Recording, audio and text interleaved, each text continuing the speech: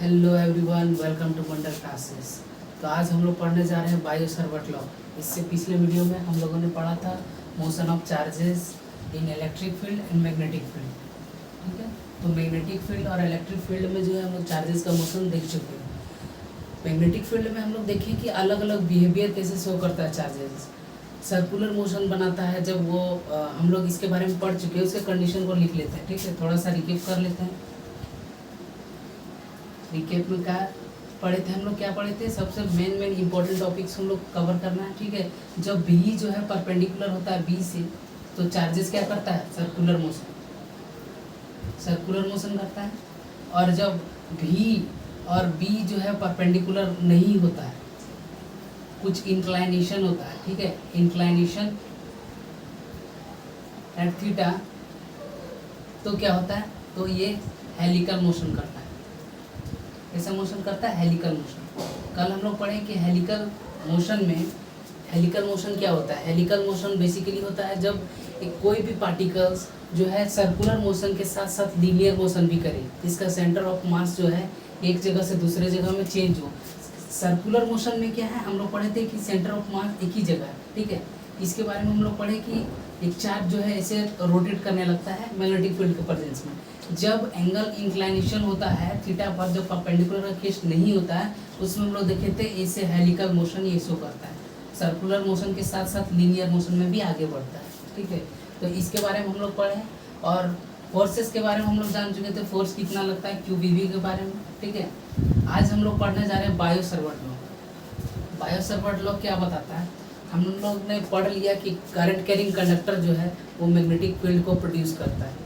Current जो है magnetic field को प्रोड्यूस करता है, लेकिन जब एक कंडक्टर रखा हुआ हो कुछ स्पेसिफिक लेंथ का, तो वो कितना डिस्टेंस पर और कितना स्ट्रेंथ का मैग्नेटिक फील्ड जो है प्रोड्यूस करेगा, इसके बारे में हम लोग पढ़ेंगे बायो सर्वट लॉ के हेल्प से। ठीक है, तो बायो सर्वट लॉ क्या होता है, इसको ध्यान से थोड़ा समझना है। ठीक है, इसमें कुछ नया कंसेप्ट आने वाला है।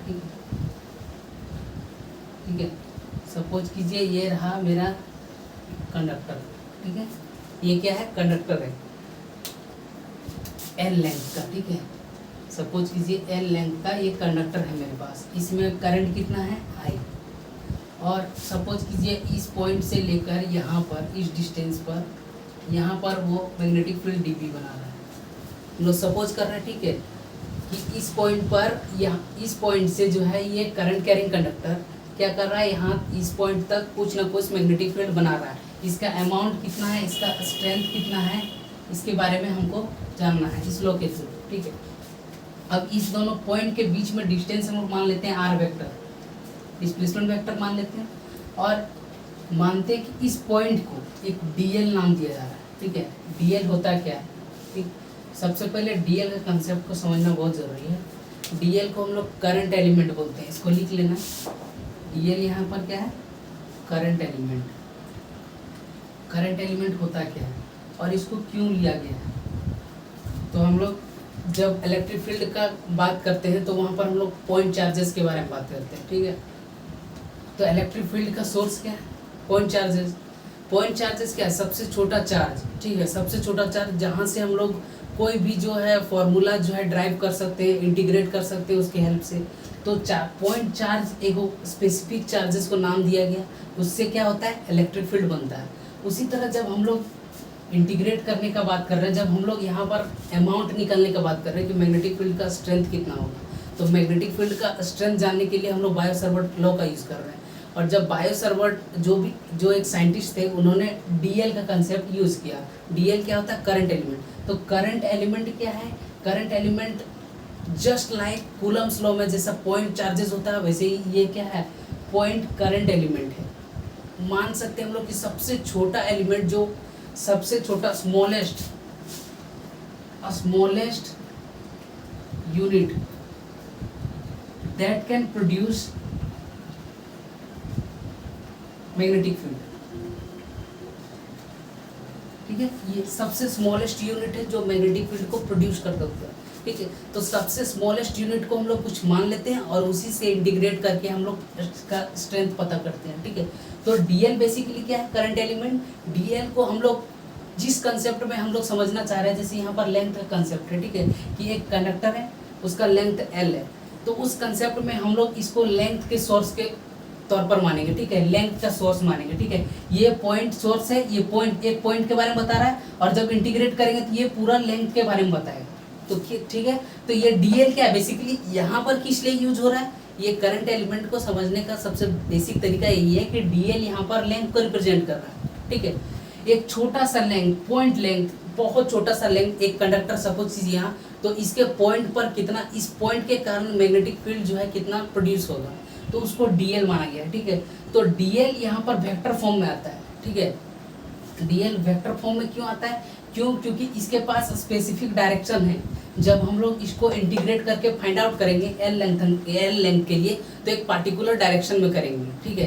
तो इसके पास डायरेक्शन है, और हम लोग इसका रीजन जानेंगे कि मैग्नेटिक फील्ड खुद में एक जो है वेक्टर क्वांटिटी है, और वेक्टर क्वांटिटी में जब हम लोग किसी सोर्स को मानते हैं तो उसको वेक्टर यूनिट ही दिया जाता है, ठीक है। जैसे इलेक्ट्रिक फील्ड के कंसेप्ट में चार्ज आया था, तो चार्ज के स्केलर फॉर्म है, तो वहाँ पर हम लोग पॉइंट सोर्स को क्या माने थे, स्केलर माने थे, ठीक है। तो जब मैग्नेटिक फील्ड खुद वेक्टर है तो इसके पॉइंट सोर्स को हम लोग वेक्टर क्वांटिटी मानते हैं, ठीक है। अब हम लोग जानेंगे कि इसमें होता क्या, बायो-सावर्ट लॉ क्या बताता है। तो बायो-सावर्ट लॉ बोलता है dB, एक minute, dB is directly proportional to I, dB is directly proportional to dl, dB is directly proportional to sin theta, dB is inversely proportional to square of distance between them, ठीक है। तो इतना condition को बताया गया Biot-Savart law में। जब इसके हम लोग डिस्टेंस कुछ लिए, ठीक है, तो देखा जा रहा है कि सबसे पहले करंट, जितना करंट को बढ़ाएंगे हम लोग मैग्नेटिक फील्ड उतना बढ़ेगा। तो ये कैसा शो कर रहा है, डायरेक्टली प्रोपोर्शनल का केस शो कर रहा है, ठीक है। और करंट एलिमेंट कितना मैग्नेटिक फील्ड से क्या होता है, डायरेक्टली प्रोपोर्शनल होता है। क्यों, क्योंकि हम लोग इसी के लेंथ को जो है छोटा पॉइंट सोर्स को ही हम लोग माने थे, जो स्मॉलेस्ट यूनिट होता है उसी को डीएल माने थे, ठीक है। तो वो क्या है, डायरेक्टली प्रोपोर्शनल है। और जितना जो साइन थीटा का कंसेप्ट कहाँ से है, हम लोग पहले ही बात कर चुके हैं कि थीटा किसी के भी रिस्पेक्ट में चेंज हो रहा हो, ठीक है, थीटा का जो लाई करता है उसको साइन कॉस टेन कैसे दिया जाता है, साइन कॉस उसको प्रैक्टिकली लैब में करके देखा जाता है, ठीक है। और जैसा वो फॉलो करता है, सपोज कीजिए हम लोग इसको एक छोटा सा डायग्राम लेके बनाते हैं कि ये रहा ठीक है, और यहाँ से इस पॉइंट से हम लोग को जानना है, ठीक है। सपोज कीजिए इस पॉइंट से हमको जानना है यहाँ से, और यहाँ पर सपोज कीजिए ये यहाँ पर dB है, यहाँ पर dB है, यहाँ पर dB है, और यहाँ पे dB है, ठीक है। तो अलग अलग केस में dB को जब देखेंगे तो ये क्या है, सब सेम स्ट्रेंथ पर है, लेकिन अंतर क्या है, सब में एंगल का, ठीक है। यहाँ पर 90 डिग्री है, पूरी यहाँ से 90 डिग्री बना रहा है, यहाँ कुछ एंगल 60 है, यहाँ 30 है, सपोज कीजिए कुछ एंगल जो है घटते जा रहा है, ठीक है।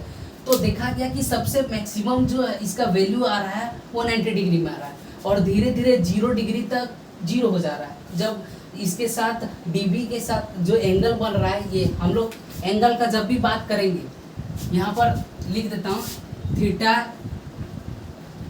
इज द एंगल बिटवीन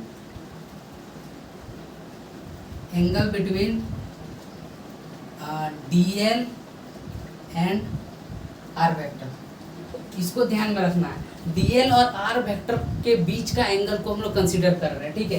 तो DL और R के बीच में जो एंगल यहाँ 90 है, 60 है, 30 है, 0 है, तो इस चीज़ को केस को हम लोग कैसे देख रहे हैं, प्रैक्टिकली करके देख रहे हैं। और यहाँ से क्या पता चल रहा है कि 90 से 0 में जो है घटते जा रहा है, और 90 में मैक्सिमम हो रहा है, और 0 में जाके उसका जो है मैग्नेटिक फील्ड कितना प्रोड्यूस कर रहा है, 0 कर रहा है, बिल्कुल 0। अगर DL और R जो है डिस्प्लेसमेंट वेक्टर दोनों एक ही डायरेक्शन में हो तो मैग्नेटिक फील्ड प्रोड्यूस नहीं होता, ठीक है। तो यहाँ पर हम लोग देख लिए इस केस को, तो इस केस को कौन सा ट्रिग्नोमेट्रिक रेशियो जो है फुलफिल करता है, साइन थीटा, क्योंकि साइन 90 का वैल्यू जो है मैक्सिमम होता है, और साइन 0 आने के बाद वो 0 हो जाता है, ठीक है। तो इसीलिए इसका जो डायरेक्टली प्रोपोर्शनल का केस यहाँ से निकाला, ठीक है। कोई भी थीटा जो एंगल किसी के बीच का दिया जाता है, उसमें जो भी ट्रिग्नोमेट्रिक रेशियो यूज होता है वो ऐसे ही यूज नहीं होता, उसको प्रैक्टिकली करके देखा जाता है, ठीक है। और उसका रीज़न जो है बताया जाता है, ठीक है। और हम लोग यहाँ पर देखेंगे कि रीज़न बेस्ड क्या करेंगे हम लोग, थ्योरी बेस्ड में अगर फिजिक्स में देखा जाए तो हम लोग जानते हैं कि वेक्टर मल्टीप्लिकेशन को जब हम लोग हटाते हैं, डॉट प्रोडक्ट क्रॉस प्रोडक्ट पढ़ चुके हैं, तो क्रॉस प्रोडक्ट हटता है तो क्या आता है, साइन थीटा आता है। तो उसका भी केस आ सकता है, ठीक है। तो अभी हम लोग इसको समराइज करके देखते हैं।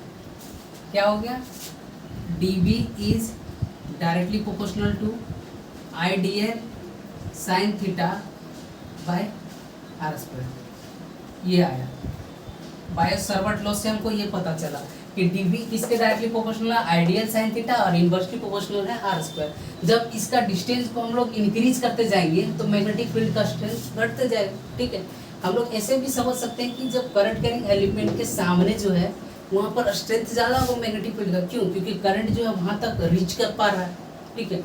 अगर हम लोग किसी पर फोर्स लगा रहे हैं तो और आसानी से हम लोग रीच कर पा रहे हैं वहाँ पर, तो एग्जैक्ट हम लोग फोर्स लगा सकते हैं। और अगर हम लोग उसको जो है रीच नहीं कर पा रहे पूरी तरीके से, तो एग्जैक्ट फोर्स नहीं लगा पाएंगे जितना हम चाहते हैं, ठीक है।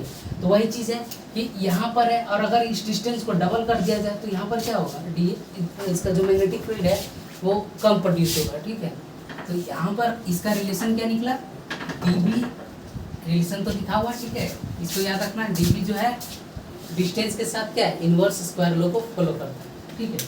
यहाँ से ये पता चला, इसको आगे लिख सकते हैं, dB इज इक्वल टू, अब जब हम लोग प्रोपोर्शनलिटी कांस्टेंट को हटाते हैं यहाँ पर कांस्टेंट आता है mu naught by 4 pi ideal sine theta by R square, ठीक है। Ideal sine theta by R square, ये क्या है, बायो-सावर्ट लॉ है, ठीक है। Mu naught by 4 pi ideal sine theta by R square, इसको याद रखना है, ठीक है। यहाँ पर म्यू नॉट क्या है, म्यू नॉट जो है परमिएबिलिटी ऑफ फ्री स्पेस, ठीक है। म्यू नॉट को क्या बोलते हैं, परमिएबिलिटी। जैसे हम लोग इलेक्ट्रिक फील्ड का कंसेप्ट में एप्सिलॉन नॉट आया था, उसको क्या बोलते हैं, परमिटिविटी। तो एप्सिलॉन नॉट को क्या बोलते हैं, परमिटिविटी, और म्यू नॉट को क्या बोलते हैं, परमिएबिलिटी। इस चीज को समझ में आ रहा है, दोनों फ्री स्पेस के लिए होता है, ठीक है।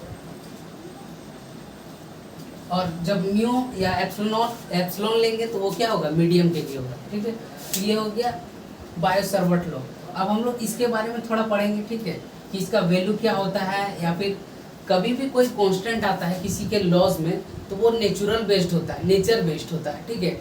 हम लोग फर्दर आगे की वीडियो में देखेंगे, ठीक है, कि म्यू नॉट और एप्सिलॉन नॉट जो है किससे अलग अलग बिहेवियर शो करता है नेचर के कारण। हम लोग देखेंगे कि इलेक्ट्रिक फील्ड में जो है, जो भी एप्सिलॉन नॉट का केस आता है, जो वो इलेक्ट्रिक फील्ड को बढ़ा देता है।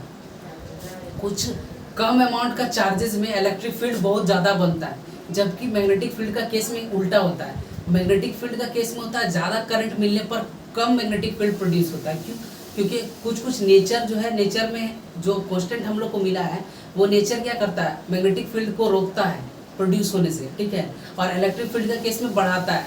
इसको हम लोग देखेंगे आगे, ठीक है, अच्छे से समझ में आएगा। अभी हम लोग देख रहे हैं इसके बारे में, ठीक है।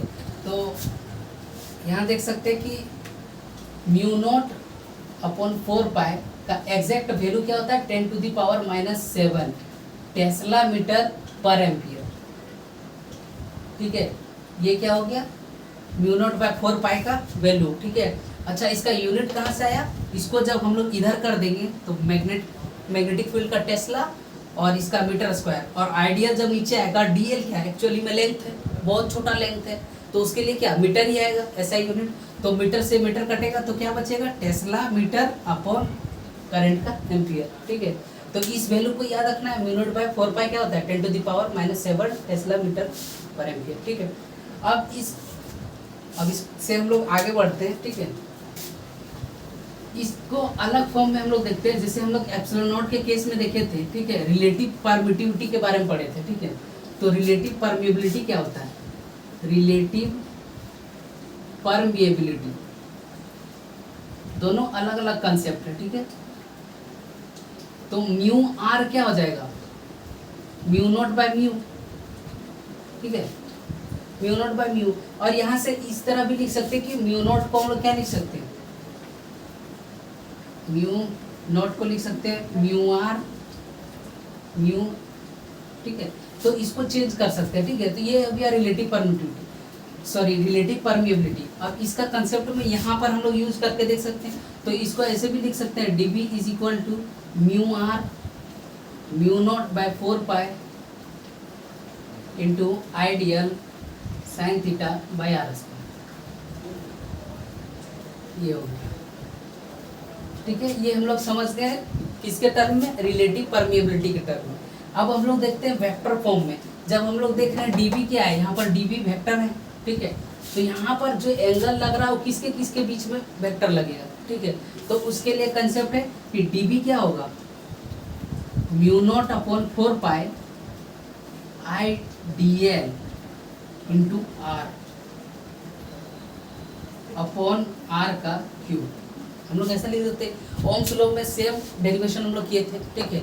इसी तरह का वेक्टर, उसका भी वेक्टर फॉर्म निकालते, क्यों, क्योंकि फोर्स क्या होता है, वेक्टर क्वांटिटी होता है। उसी तरह यहाँ पर मैग्नेटिक फील्ड क्या है, वेक्टर क्वांटिटी है। तो वेक्टर क्वांटिटी को जो है लोग एक्सप्रेस करता है, वेक्टर क्वांटिटी है तो उसके फॉर्मूलाज में दिखता है। तो mu naught by 4 pi ideal into R, तो डीएल और आर के बीच में एंगल है, इसके बारे में लिखे थीटा क्या है, angle between DL and R. तो डीएल और आर के बीच का थीटा क्रॉस प्रोडक्ट लग रहा है अपॉन आर क्यूब, ठीक है। मल्टीप्लाई डिवाइड कर दिया आर को बेसिकली, और कुछ नहीं किया, ठीक है। इसको भी याद रखना है, ठीक है। तो ये हो गया बायो-सावर्ट लॉ। तो बायो-सावर्ट लॉ से हम लोग को क्या पता चला कि एक करंट कैरिंग कंडक्टर जो है कुछ डिस्टेंस पर कितना मैग्नेटिक फील्ड बना सकता है। फिर से जो करंट कैरिंग कंडक्टर है वो किसी एक पॉइंट सोर्स से, किसी एक करंट एलिमेंट से, किसी एक स्पेसिफिक लेंथ से कुछ डिस्टेंस पर कितना मैग्नेटिक फील्ड बना सकता है, उसका स्ट्रेंथ कितना होगा, उसको हम लोग डेराइव किया और पता चला कि कितना होता है, mu naught by 4 pi ideal sine theta by R square, ठीक है। और ये सब का वैल्यू जब दिया रहेगा तो हम लोग इजीली मैग्नेटिक फील्ड का स्ट्रेंथ निकाल पाएंगे, ठीक है।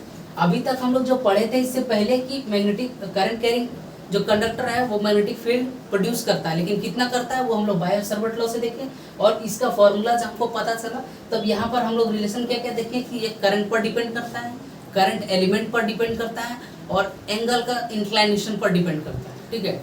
और मोस्ट इंपॉर्टेंट ये डिस्टेंस पर भी डिपेंड करता है कि कितना डिस्टेंस पर मैग्नेटिक फील्ड पूछा जा रहा है। मैग्नेटिक फील्ड का स्ट्रेंथ जो है कितना डिस्टेंस पर करंट कैरिंग कंडक्टर से पूछा जा रहा है, ठीक है। तो डीबी का स्ट्रेंथ जो है आर पर भी डिपेंड करता है, ठीक है। इतना समझ में आ गया। अब हम लोग, ये हो गया बायो-सावर्ट लॉ, ठीक है। अब हम लोग आगे देखेंगे कि कोई कंडक्टर, अगर करंट कैरिंग कंडक्टर के पास हम लोग देख चुके हैं स्ट्रेंथ, ठीक है। अब हम लोग मैग्नेटिक फील्ड देखेंगे कि एक कंडक्टर के चारों ओर कैसा होता है, ठीक है, उसके बारे में हम लोग देखते हैं। और यहाँ पर एक और इम्पोर्टेंट बात है कि डीबी का डायरेक्शन क्या होगा, डायरेक्शन बहुत इंपॉर्टेंट है, सिर्फ मैग्नीट्यूड नहीं जानना है, क्यों, क्योंकि वेक्टर क्वांटिटी है। डीबी का डायरेक्शन क्या होगा, ये मैग्नेटिक फील्ड का डायरेक्शन क्या होगा यहाँ पर, तो मैग्नेटिक फील्ड का डायरेक्शन होगा परपेंडिकुलर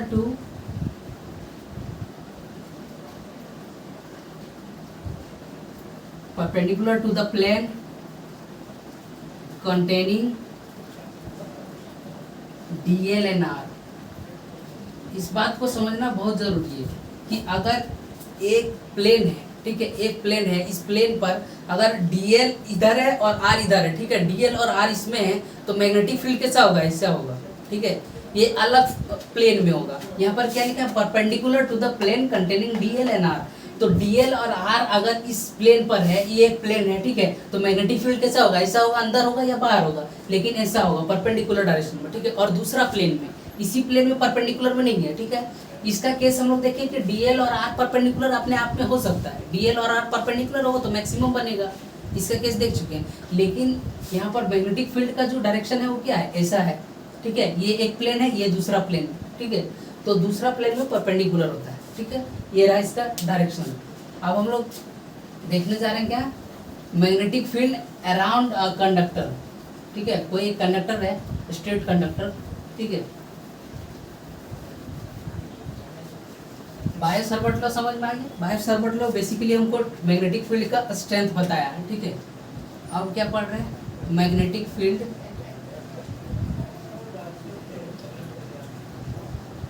अराउंड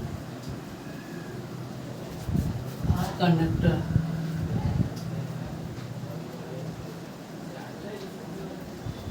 या फिर स्ट्रेट कंडक्टर भी लिख सकते हैं या फिर करंट कैरी कंडक्टर लिख सकते हैं जिसमें करंट है, ठीक है। तो इसका दो केस है, पहला तो ये रहा, ठीक है,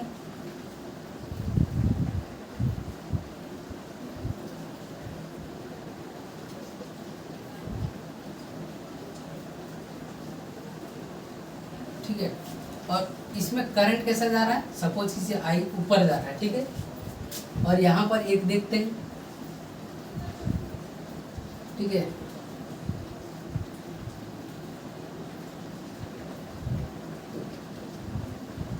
इसमें हम लोग डायरेक्शन देखेंगे, ठीक है, मैग्नेटिक फील्ड का डायरेक्शन कैसा होगा, ठीक है। तो magnetic field around a conductor कैसा होता है, सबसे पहले तो समझने वाली बात यह है कि हम लोग यहाँ पर क्या लगाते हैं, right hand thumb rule, curl rule के बारे में हम लोग पढ़ चुके हैं, दोनों सेम डायरेक्शन में ही, ठीक है, ऐसे लिख सकते हैं, ठीक है, एक ऊपर जा रहा है एक नीचे जा रहा है, ठीक है। तो यहाँ पर हम लोग कैसे देखेंगे, थंब रूल का अप्लाई करेंगे, thumb rule, right hand thumb rule, ठीक है। अगर ये इसको हम लोग मान लेते हैं मैग्नेटिक करंट का डायरेक्शन, ठीक है, और ये कर्ल जो है, ये कर्ल इसको मैग्नेटिक फील्ड का डायरेक्शन मान लेते हैं, ठीक है। सपोज कीजिए अपना थंब को ऊपर करना है, ठीक है, और ये करंट का डायरेक्शन है, ठीक है, करंट का डायरेक्शन, और ये किधर का डायरेक्शन है, जब हम लोग यूज करेंगे तो पता चलेगा, जब आर का डिस्टेंस हम लोग को दिया हुआ रहेगा, कोई भी अगर हम लोग को प्लेट में निकालना, जब हम लोग टॉर्क वगैरह पढ़ेंगे, ठीक है, इसके बारे में जब पढ़ेंगे और डीपली तब पता चलेगा कि जब प्लेट में निकालना रहता है तो क्या देखते हैं कि आर जिधर रहेगा उधर करेंगे, हो सकता है आर इधर रहे, ठीक है, तो आर जिधर रहे उधर हम लोग पाल्म को करेंगे, ठीक है, और थंब को ऊपर करेंगे, और इसको जब कर्ल करेंगे ऐसे, ठीक है, कर्ल करेंगे तो ये डायरेक्शन हमको बताएगा क्या, मैग्नेटिक फील्ड का डायरेक्शन बताएगा, ठीक है। तो यहाँ पर देखना है कि करंट जब ऊपर है तो मैग्नेटिक फील्ड कैसा है, ऐसा है, और जब करंट नीचे है तो मैग्नेटिक फील्ड कैसा है, ऐसा है, क्लॉकवाइज एंटी क्लॉकवाइज, ठीक है। तो यहाँ पर क्या हो जाएगा, इधर हो जाएगा, इसका डायरेक्शन समझना जरूरी है, ठीक है, ऐसा हो जाएगा।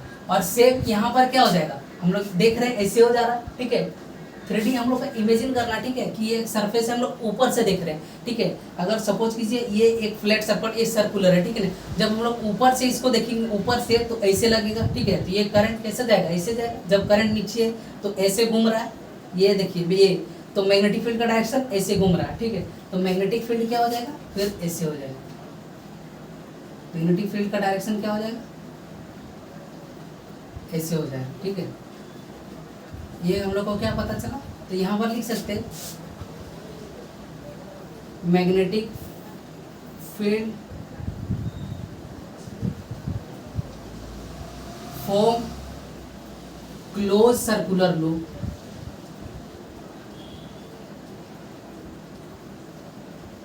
क्या है, क्लोज सर्कुलर लूप, जबकि इलेक्ट्रिक फील्ड का केस में ऐसा नहीं था, क्यों, क्योंकि एक तरफ से निकल रहा था और दूसरा तरफ से जा रहा था, मतलब एक से पॉजिटिव से निकलता है टर्मिनेट करता है, ठीक है, और नेगेटिव से जो है अंदर जाता है इलेक्ट्रिक फील्ड, और यहाँ पर क्या क्लोज लूप बना रहा है, ठीक है, एक क्लोज लूप जो डिसकंटिन्यूअस है, उस चीज को समझना है। तो यहाँ पर मैग्नेटिक फील्ड क्या कर रहा है, क्लोज सर्कुलर लूप बना रहा है, सर्कल है, ठीक है, और लूप बना रहा है, ठीक है। तो ये मैग्नेटिक फील्ड क्या हो गया, एक कंडक्टर के चारों तरफ, ठीक है।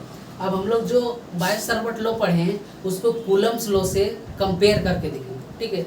क्यों बार बार इस केस को हम लोग ध्यान दे रहे हैं, क्यों, क्योंकि हम लोग पहले ही बात कर चुके हैं, जब भी फील्ड का बात होगा तो मैग्नेटिक फील्ड को कंपेयर करके देखेंगे इलेक्ट्रिक फील्ड से, और इलेक्ट्रिक फील्ड से जब हम लोग कंपेयर करके देखेंगे तो पता चलेगा कि मैग्नेटिक फील्ड इलेक्ट्रिक फील्ड से क्यों अलग है, और दोनों फील्ड कैसा अलग अलग एक ही चार्ज पर फोर्स लगा रहा है, ठीक है। तो उसके लिए हम लोग ये सब पढ़ रहे हैं, ठीक है, दोनों को कंपेरिजन देखेंगे। ये सब कंपैरिजन जो है एग्जाम में नहीं पूछा जाता, लेकिन ये क्या है, आपको मेंटली स्ट्रॉन्ग बनाएगा, कैसे, दो चीज़ों को रिलेट करके जब आप पढ़ेंगे तो वो चीज़ें मेमोरेबल होता है, ज़्यादा टाइम तक लॉन्ग लास्टिंग याद रहता है, ठीक है।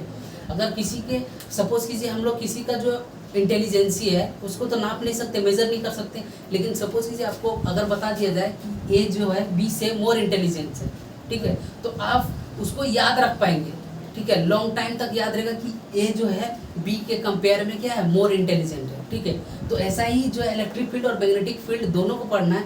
इलेक्ट्रिक फील्ड को हम लोग अच्छे से पढ़ चुके हैं, अब उससे जब कंपेयर करके मैग्नेटिक फील्ड पढ़ते हैं तो उस चीज़ को याद रखना ईजी पड़ जाता है, ठीक है। मैग्नेटिक फील्ड जो है हम लोग अभी क्या करने जा रहे हैं, दोनों का कंपेरिजन देख रहे हैं, magnetic field by comparison between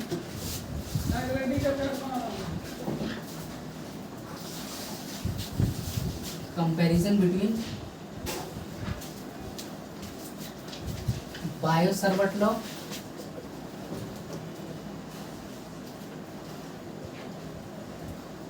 and Coulomb's law.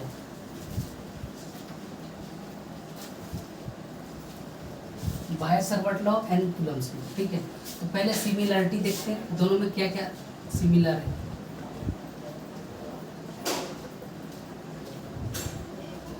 पहला पॉइंट क्या है? पहला पॉइंट, दोनों लॉन्ग रेंज फोर्स, ठीक है, long range, both are long range, दोनों लॉन्ग रेंज के लिए, ठीक है। दूसरा क्या है? Both follow superposition. सुपरपोजिशन के बारे में हम लोग पढ़ चुके हैं, तो दोनों क्या करता है? सुपरपोजिशन को फॉलो करता है, ठीक है। और दोनों क्या है? लॉन्ग रेंज है, तो इस चीज़ को याद रखना, ठीक है। और कुछ सिमिलरिटी हो सकता है, both follow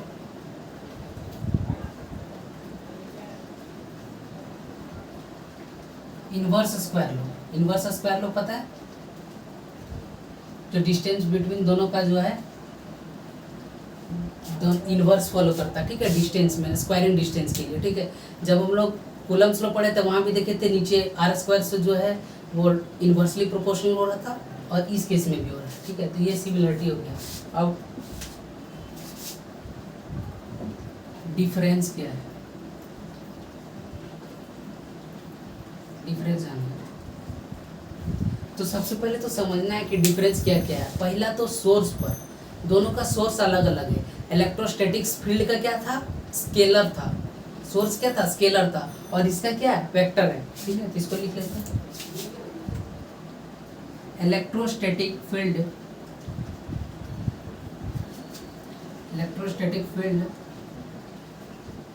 are produced by scalar source. इसके बारे में अभी हम लोग बात की, ठीक है। While magnetic field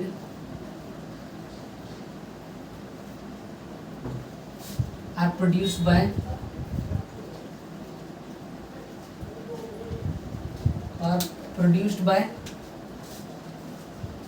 vector source. Vector source, ये पहला डिफरेंस हो गया। और दूसरा डिफरेंस क्या हो सकता है? दोनों के डायरेक्शन में अंतर है, ठीक है। ये अलग प्लेन को फॉलो करता है, परपेंडिकुलर होता है नॉर्मल प्लेन से, ठीक है। और उसका क्या होता है? एज यूजुअल, जैसा डिस्प्लेसमेंट वेक्टर होता है ऐसा ही उसका डायरेक्शन होता है, ठीक है। तो दूसरा क्या हो जाएगा?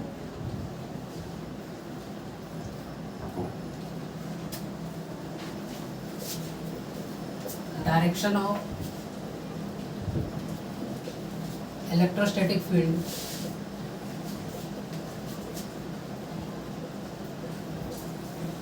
is along the displacement vector.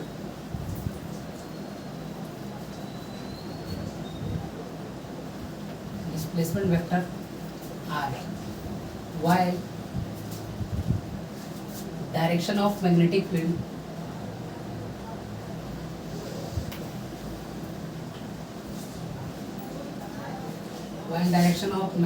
field is perpendicular to the plane containing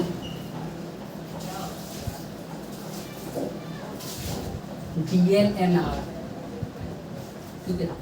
तो इसका डायरेक्शन क्या होता है? मैग्नेटिक फील्ड का परपेंडिकुलर होता है किससे? प्लेन जिसमें dl और r है, ठीक है, जिसके बारे में हम लोग बात कर रहे हैं बार बार। dl और r में जो थीटा वेरी कर सकता है, लेकिन जो मैग्नेटिक फील्ड है वो dl और r जिस प्लेन में है उस प्लेन से परपेंडिकुलर फॉर्म करता है, ठीक है, परपेंडिकुलर होता है उसका direction.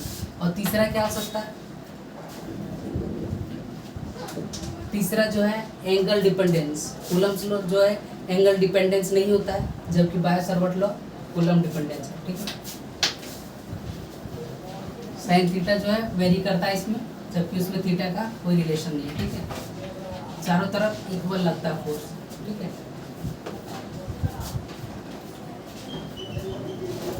Magnetic field is angle dependence while electrostatic field is independent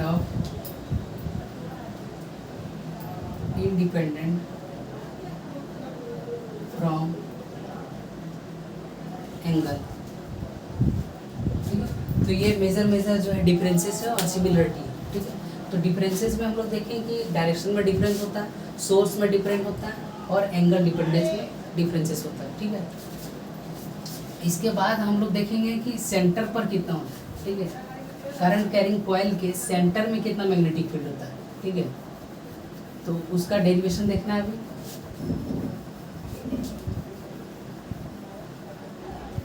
comparison से हमको एक चीज़ समझ में आ रहा है कि इलेक्ट्रिक फील्ड और मैग्नेटिक फील्ड में दोनों का बिहेवियर बहुत अलग है। ठीक है, दोनों का बिहेवियर में अलग है और दोनों का जो प्रोडक्शन हो रहा है वो अलग अलग सोर्सेज से हो रहा है। ठीक है, इसके बाद हम लोग देखेंगे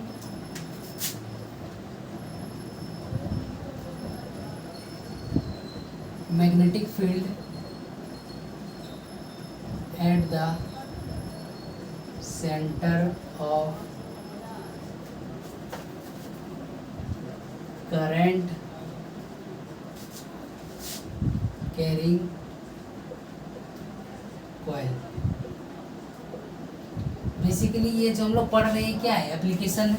बायो-सावर्ट लॉ से के हेल्प से हम लोग पता करेंगे कि करंट कैरिंग सर्कुलर कॉइल। ठीक, करंट कैरिंग सर्कुलर कॉइल, इसको शॉर्ट में हम लोग आगे जब भी लिखेंगे तो ऐसे लिखेंगे। ठीक है, करंट कैरिंग सर्कुलर कॉइल। ठीक है, इस चीज़ को याद रखना है। ठीक है, इतना बड़ा लिखने से अच्छा है कुछ शॉर्ट फॉर्म में। ठीक है, तो एग्जाम में ऐसा नहीं करना है। ठीक है, करंट कैरिंग सर्कुलर कॉइल। अब सपोज कीजिए हमको इस चीज़ को इमेजिन करना है। ठीक है, एक सर्कल है, सबसे पहले सर्कल तो बन जाए बढ़िया से। ठीक है, ये सर्कल है। अब हम लोग क्या क्या पढ़े कि एक पॉइंट पर, डीएल पॉइंट पर क्या होता है, एक पॉइंट पर, किसी भी पॉइंट पर जो मैग्नेटिक फील्ड क्या होता है, सर्कुलर लूप बनाता है, सर्कुलर लूप बनाता है। ठीक है, तो यहाँ पर क्या होगा, ऐसे ऐसे ऐसे ऐसे लूप बनाएगा, यहाँ भी ऐसा ही होगा, यहाँ भी ऐसा ही होगा। समझ में आ रहा है क्या चीज बोलना चाह रहे हैं। ठीक है, तो सपोज कीजिए अलग अलग पॉइंट पर जो है ये सर्कुलर लूप बनाएगा मैग्नेटिक फील्ड, और कोई भी सर्कुलर कॉइल हम लोग ले रहे हैं, हम लोग कॉइल किसी तरह का भी ले रहे हैं, एक पॉइंट का जब बात करेंगे तो ये सर्कुलर बना रहा है मैग्नेटिक फील्ड। ठीक है, बायो-सावर्ट लॉ में भी बनाता है, लेकिन हम लोग वहाँ पर उसका लूप नहीं देख रहे थे, हम लोग क्या देख रहे थे, स्ट्रेंथ देख रहे थे। ठीक है, तो एग्जैक्ट एक पॉइंट पर क्या होता है, एक पॉइंट पर जो है ये सर्कुलर लूप बना रहा है। अब हमको चाहिए क्या, इसके सेंटर पे मैग्नेटिक फील्ड कितना है, इसके सेंटर में। तो इसको इमेजिन करना है कि सपोज कीजिए ये एक प्लेन है। ठीक है, ये एक प्लेन है, इस प्लेन में सपोज कीजिए ये पॉइंट का बात कर रहे हैं, तो ऐसे हो रहा है, ये ऐसे हो रहा है, फिर ऐसे हो रहा है, फिर ऐसे हो रहा है, मतलब सर्कुलर चारों तरफ से बना रहा है। इसमें भी बन रहा है ऐसे, इसमें बन रहा है ऐसे, इसमें बन रहा है ऐसे, इसमें बन रहा है ऐसे। ठीक है, इसको 3D इमेजिन करना। तो जब हम लोग सेंटर का बात करेंगे तो सेंटर में क्या होगा, इधर से इधर निकलेगा, फिर इधर से इधर निकलेगा, इधर से इधर निकलेगा, इधर अलग अलग पॉइंट पर ऐसे निकलेगा। जब हम लोग टॉप व्यू देखेंगे, इसको ऊपर से देखेंगे, तो क्या पता चलेगा कि सेंटर से जो है ये मैग्नेटिक फील्ड निकल रहा बाहर, क्योंकि ऐसे जा रहा है, ऐसे निकल रहा है, ऐसे निकल रहा है और ऐसे निकल रहा है, चारों तरफ निकल रहा है, सर्कुलर रूप बना रहा है। तो बीच में क्या लगेगा कि ऐसे बल्क ऑफ मैग्नेटिक फील्ड जो है बाहर निकल रहा है। जब हम लोग ऊपर से इसको देखेंगे, ऊपर से जब इसको देखेंगे यहाँ से, तो क्या लगेगा, सब मैग्नेटिक फील्ड बाहर निकल रहा है, फिर ऐसे मुड़ रहा है, फिर ऐसे मुड़ रहा है, फिर ऐसे मुड़ रहा है। तो बीच में एग्जैक्ट क्या होगा, ऐसे निकलते हुए दिखेगा। ठीक है, जब भी मैग्नेटिक फील्ड का बात करेंगे, ठीक है, तो ऐसे रहेगा और ऐसे हमको दिखाई देगा कि मैग्नेटिक फील्ड निकल रहा है और यहाँ से ऐसे जा रहा है, फिर यहाँ से ऐसे आ रहा है, ऐसे आ रहा है। तो मैग्नेटिक फील्ड का डायरेक्शन क्या हो रहा है, आउटवर्ड आ रहा है। ठीक है, आउटवर्ड दिख रहा है ऊपर से, तो इसको लिख सकते हैं हम लोग। इसके बारे में पहले बता चुके हैं, इसको सिंपली बता सकते हैं कि मैग्नेटिक फील्ड का डायरेक्शन क्या होगा, इस तरह होगा, इससे पता चला आउटवर्ड होगा। ठीक, अब यहाँ पर देखते हैं बाई, सपोज कीजिए ये एक डायग्राम है। ठीक है, ये तो समझाने के लिए था। ठीक है, ये सर्कल है, इस पे कुछ डिस्टेंस आर है। ठीक है, आर डिस्टेंस पर है। ठीक है, इसका यहाँ पर कितना मान रहे हैं, आइडियल है, और इसका डायरेक्शन इधर दिया हुआ है। ठीक है, डायरेक्शन है, ठीक है, लेफ्ट हैंड रूल से हम लोग निकाल भी सकते हैं, ठीक है। तो यहाँ से हमको पता चला बेसिक आइडिया कि पॉइंट पॉइंट पर कैसा सर्कुलर लूप बना रहा है और सेंटर पर क्या हो रहा है, बाहर निकलते हुए दिख रहा है हमको मैग्नेटिक फील्ड, और बाहर निकलने के लिए हम लोग सिंबल दे दिए, ठीक है, छोटा सा होता है ऐसे, ठीक है, और अंदर जाते हुए क्रॉस लगता है, ठीक है, एरो। अब यहाँ पर हम लोग कितना लगेगा, अप्लाइंग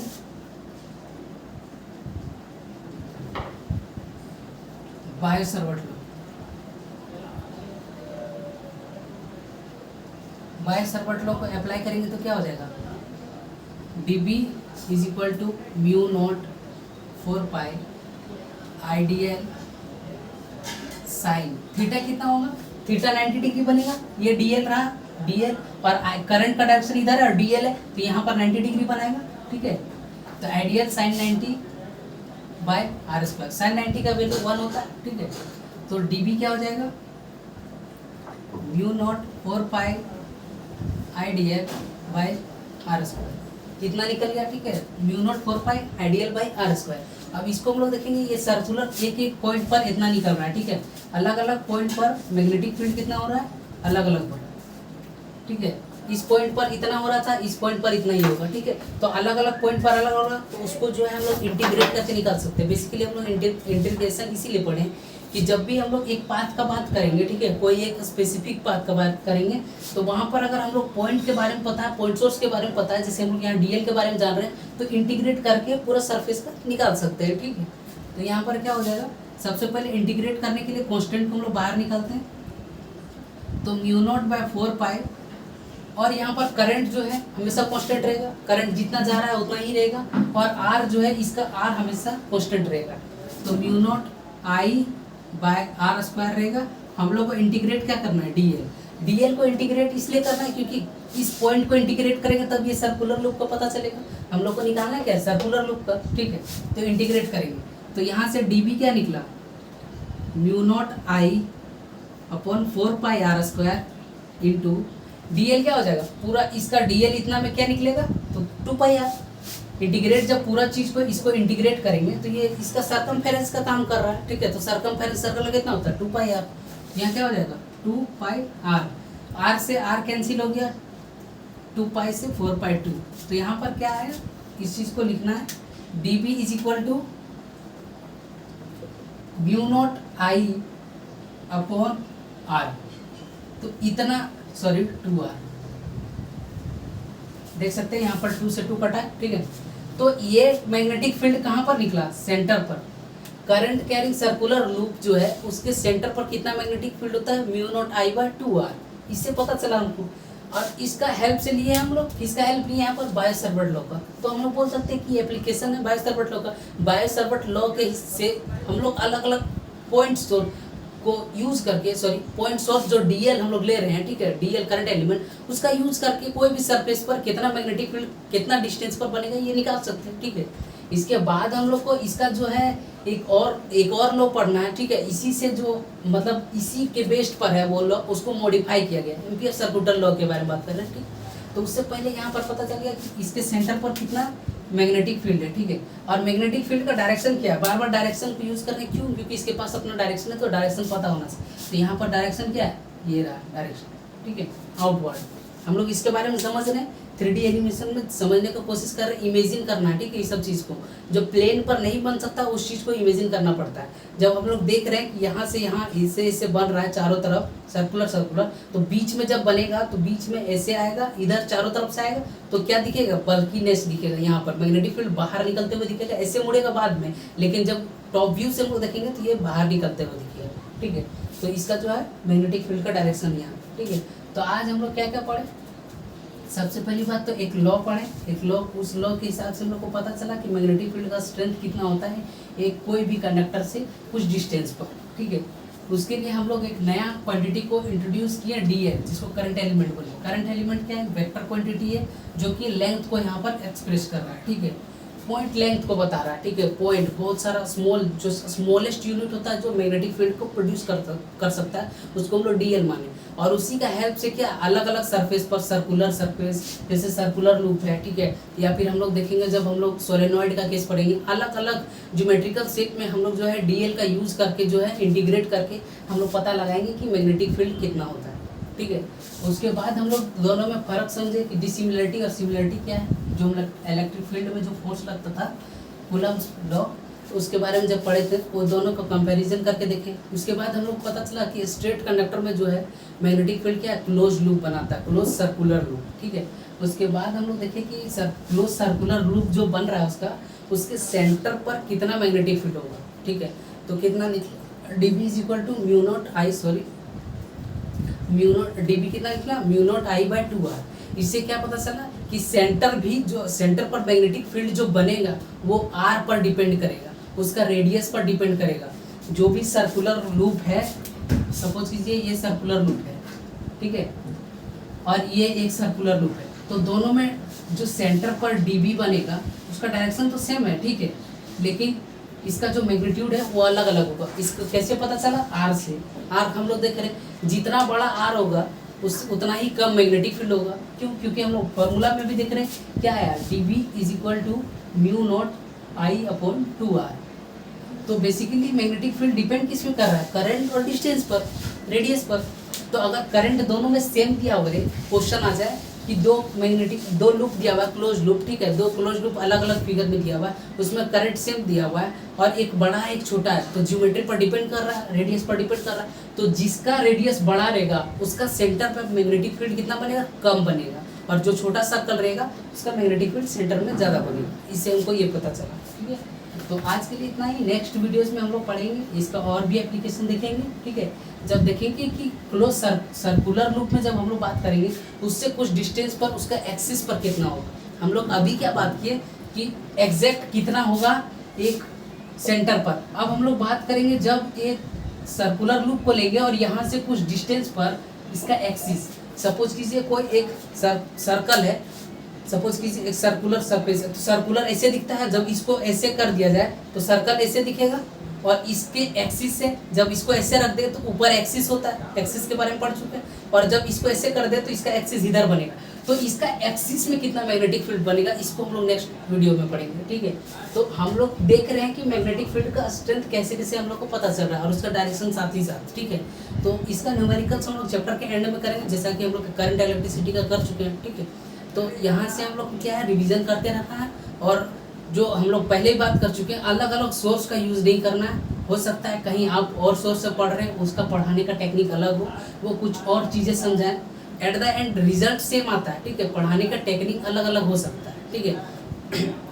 कुछ टीचर अलग अलग ढंग से पढ़ाते हैं, सबका अलग अलग तरीका है, ठीक है। तो उसी तरह मेन क्या है, एक सोर्स से पढ़ना है और एक सोर्स जो बुक है एनसीईआरटी बुक उसको रीड करना है, ठीक है। Bye bye.